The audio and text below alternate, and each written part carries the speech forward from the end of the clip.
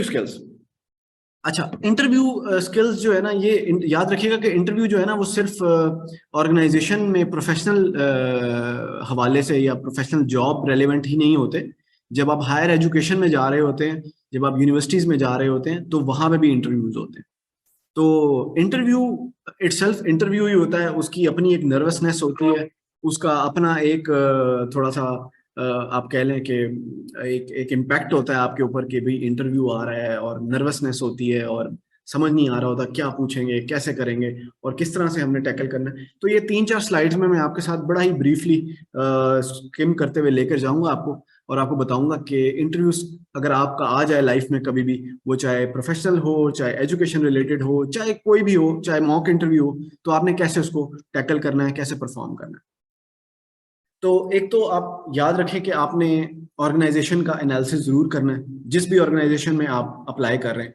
अगर वो किसी हायर एजुकेशन के लिए यूनिवर्सिटी में अप्लाई कर रहे हैं, तो आप उस यूनिवर्सिटी को अच्छी तरह से एक्सप्लोर करें, उसके वेब पेज पे जाएं, उसके प्रोग्राम्स कितने ऑफर हो रहे हैं, उसमें कितनी फैकल्टी डिपार्टमेंट्स हैं, और उसके क्या क्या ऑपरेशंस हैं। वेब आज के दौर में वेब पेज के ऊपर हमें सारी इंफॉर्मेशन मिल जाती है ऑर्गेनाइजेशंस की। तो इसको जरूर फोकस रखें। आपका ये होमवर्क है बेसिकली। जब आप इंटरव्यू के लिए जा रहे होते हैं तो आपने अपना होमवर्क करके जाना होता है, और होमवर्क ये होता है कि उस ऑर्गेनाइजेशन के बारे में आप निटी ग्रिटीज तक जान जाएं, कि आपके सामने कोई भी क्वेश्चन रखा जाए तो आप फौरन से रिप्लाई करें कि जी आपकी ऑर्गेनाइजेशन में 6 डिपार्टमेंट्स, राइट। इससे एक बड़ा फायदा ये होता है कि जो इंटरव्यूअर होता है, जो आपका इंटरव्यू कर रहा होता है, उसको ये इम्पैक्ट जाता है कि यार ये कैंडिडेट इतना वेल प्रिपेयर्ड आया है, विच मीन्स कि ये बंदा या बंदी बहुत डेडिकेटेड होगा, और ये अगर हम इसको रख लेंगे तो ये अपने काम के साथ भी डेडिकेटेड होगा, और ये हार्ड वर्किंग होगा। सो ये आपकी पर्सनैलिटी को भी रिफ्लेक्ट कर रहा होता है कि आपने होमवर्क कितना अच्छा किया हुआ है।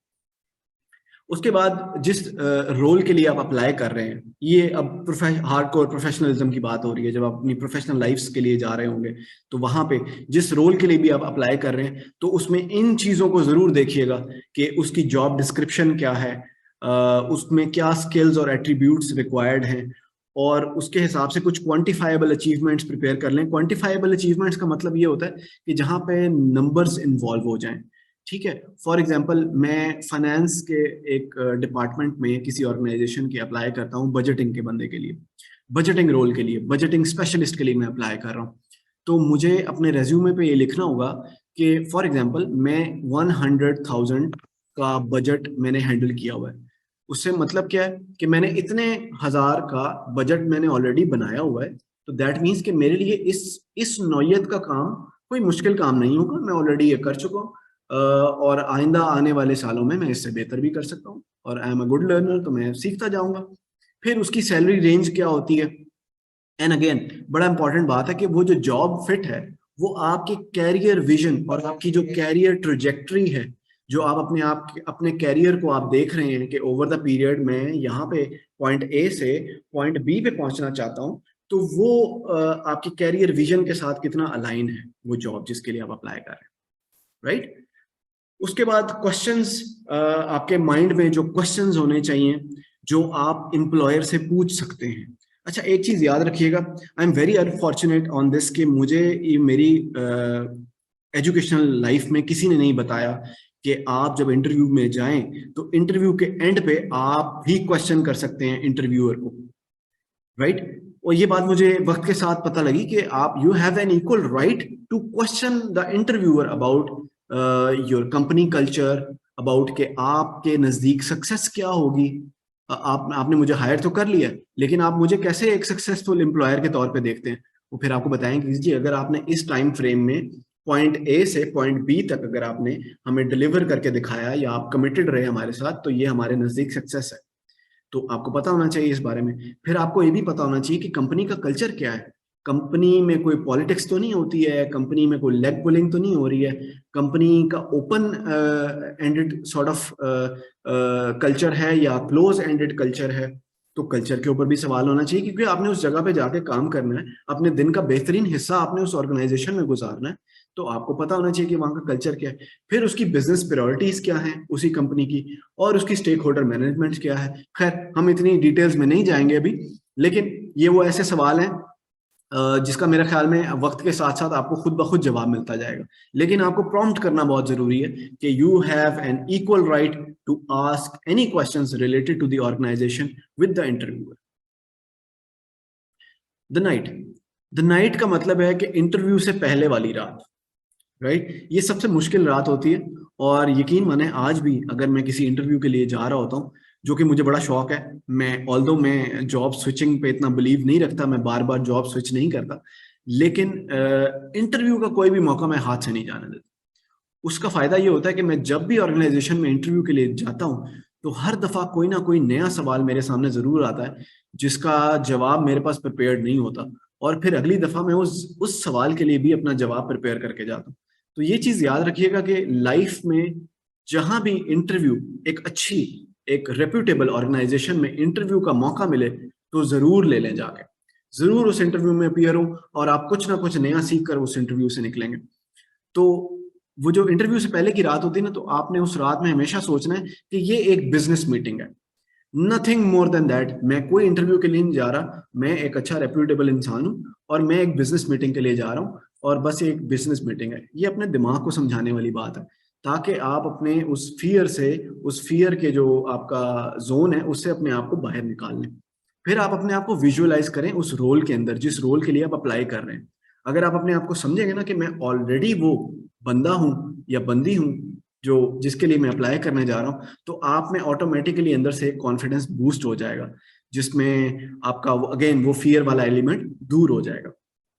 अपने आप को हमेशा समझे कि आप एक हाई वैल्यू हायर हैं, लेकिन ये उसी सूरत में समझना चाहिए जब आप एक वाकई हार्ड वर्किंग और एक डिटर्मिन्ड और एक डेडिकेटेड रिसोर्स साबित हों ऑर्गेनाइजेशन के लिए।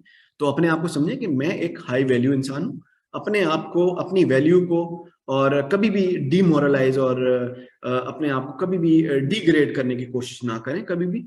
और कहीं पे भी आपको लगे जिंदगी के किसी मौके पे कि आपको डीवैल्यू करने की कोशिश की जा रही है, तो बेहतर है कि उससे थोड़ा सा अपने आप को गैप कर लें। तो अपने आप को अपने हाई वैल्यू हायर समझना है। ह्यूमनाइज, ये बड़ा इंपॉर्टेंट होता है। हम लोगों का एक जो सारा फियर होता है ना, वो यही होता है कि यार अगर हमें सिलेक्ट ना किया तो क्या होगा। आप एक चीज जहन में रखें कि जो इंटरव्यूअर है ना, या जो ऑर्गेनाइजेशन है, वो जब किसी भी पोजीशन के लिए इंटरव्यूज करती है, लोगों को बुलाती है, तो उसमें एक कॉस्ट इन्वॉल्व होती है। फॉर एग्जाम्पल, मैं अगर मेरे पास एक पोजीशन ओपन हो गई है और मुझे 10 लोगों को बुलाना है इंटरव्यू के लिए, तो मेरी कुछ कॉस्ट इन्वॉल्व होगी। मैं अपना एक रिसोर्स लगाऊंगा जो बैठ के उनको कॉल्स करेगा, उनको ईमेल्स करेगा, उनके साथ टाइमिंग सेट करेगा कि आप 10 बजे आइएगा, अच्छा आप अगला 11 बजे आएगा, उससे अगला 12 बजे आएगा। तो एक पूरी एक कॉस्ट इन्वॉल्व हो जाती है इंक्लूडिंग द रिसोर्सेज। तो ये चीज हमें दिमाग में रखने की जरूरत है कि ह्यूमनाइज वाला जो एलिमेंट है ना, कि जो एम्प्लॉयर है वो चाहता है कि आप सक्सेसफुल हो। वो तो ढूंढ रहा है सक्सेसफुल कैंडिडेट को, वो तो चाहता है कि मैं किसी अच्छे कैंडिडेट को अपने पास हायर कर लूं। तो ह्यूमनाइज वाला एलिमेंट जरूर रहना चाहिए उसके अंदर। तो अगर आप ये चीजों को अपने माइंड में रखेंगे तो बहुत हद तक आप अपने फियर को ओवरकम कर लेंगे। आप अपनी नर्वसनेस को, और जो एक फियर होता है कि फियर ऑफ अननोन जिसे हम कहते हैं, उससे आप थोड़ा सा अपने आप को बाहर निकाल सकेंगे और आप अच्छा परफॉर्म कर सकेंगे। द डे, द डे मतलब इंटरव्यू का दिन, जिस दिन आपका इंटरव्यू है उस दिन आपने ये तीन काम अगर आप उस दिन कर लेंगे ना, तो आपका इंटरव्यू बहुत अच्छा जाएगा। पहला तो ये कि जब आप घर से निकलें तो अपने आप को बताना शुरू कर दें कि आज बहुत अच्छा दिन है और आज मेरा इंटरव्यू बहुत अच्छा होने वाला है, और मैं बहुत कॉन्फिडेंट फील कर रहा हूँ, और मैं बहुत अच्छा फील कर रहा हूँ। मैंने आज अच्छे कपड़े पहने में, और मैं आज बहुत कॉन्फिडेंस के साथ अपना इस पूरा इंटरव्यू से गुजर जाऊंगा इंशाल्लाह आराम से। तो ये जब आप अपने आप को बार बार पॉजिटिव अफर्मेशंस दे रहे होते हैं ना, तो आपका दिमाग बड़ा कमाल की चीज है। ये जो आप इसको बताते हैं ना, ये उसी तरह ही सोचने लग जाता है। तो जब आप इसको बार बार ये बताएंगे ना कि आज बहुत अच्छा दिन है और आज बहुत अच्छा इंटरव्यू होगा, तो आपके दिमाग में ऑटोमेटिकली जो आपके दिमाग के पॉजिटिव एंजाइम्स हैं वो आपकी बॉडी में रिलीज हो जाएंगे, और आप अपने आप को एक रिलैक्स और अपने आप को एक फुली कंटेंटेड जो है वो कंसिडर कर रहे होंगे। दूसरी इंपॉर्टेंट चीज कि जिस इंटरव्यू के लिए आप जा रहे हैं, अगर वो जॉब मिल गई तो बहुत अच्छी बात है, नहीं मिली तो क्या खोया।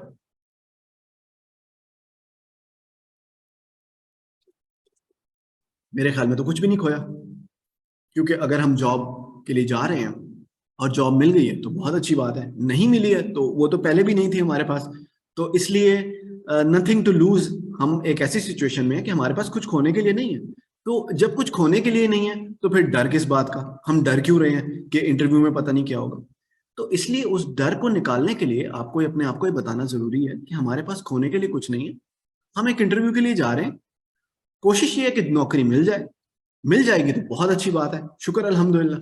नहीं मिलेगी तो कोई बात नहीं, हमारे पास और बहुत सारी अपॉर्चुनिटीज हैं, हम उन पे अप्लाई करेंगे और वो ले लेंगे। और एक जो इम्पोर्टेंट बात है कि नेवर रिफ्लेक्ट डेस्परेशन। तो कभी भी एम्प्लॉयर को ये मत दिखाइए कि आप बहुत डेस्परेट हैं इस जॉब के लिए। तो जब आप उसको ये दिखा देते हैं ना कि भाई मुझे तो ये जॉब बहुत चाहिए, आप बेशक मुझे 10,000 कम पे रख लें, मुझे ये जॉब चाहिए, तो वो फिर आपको आपके साथ मैनिपुलेट करते हैं, आपके आपके फियर्स को, आपकी मजबूरी को उसके साथ, जो कि अच्छी प्रैक्टिसेस नहीं है, बट अनफॉर्चुनेटली हमारी सोसाइटी में होती हैं। तो इसलिए ये बड़ा की बात है कि अपने डेस्परेशन को कभी भी मत रिफ्लेक्ट करें। अगर आपको कोई डेस्परेशन है उस जॉब की, तो उस डेस्परेशन को अपने अंदर रहने दें, उसको कभी भी एम्प्लॉयर के आगे मत रखें कि जी मुझे ये जॉब जरूरी चाहिए, अगर मुझे नहीं मिलेगी तो मेरा गुजारा नहीं। कभी भी ऐसा मत कीजिएगा, क्योंकि इन एनी केस जॉब मिलना जो है वो आपकी स्किल्स के ऊपर मिलनी है, आपकी डेस्परेशन के ऊपर नहीं मिलनी। तो इसलिए ये मत कीजिएगा।